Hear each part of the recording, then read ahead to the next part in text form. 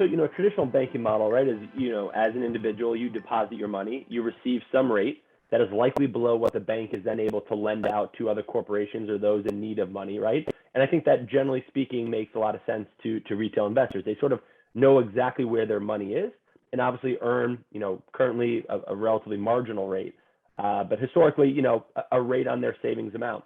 I guess, and while we understand that there's this digital ledger that tracks around that users can rely on, I guess there's kind of this concept that do retail investors fully understand really where their money is?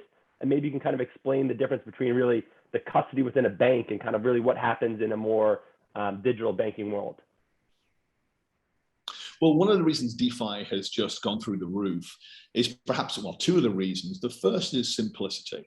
So with a client that lodges their Bitcoin because they want to borrow against it, from the time that they deposit that in custody to the point in which they receive their stable coin or US dollars or euro is as little as 20 minutes.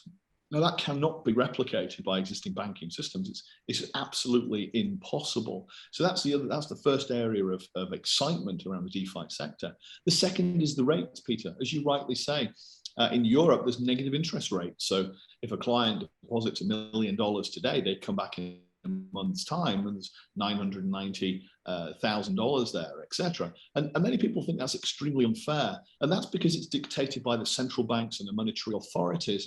And people really want to feel empowered. They don't want to be subject to the political controls of the central bank or a monetary authority. They want to be able to determine how much their money is worth to them.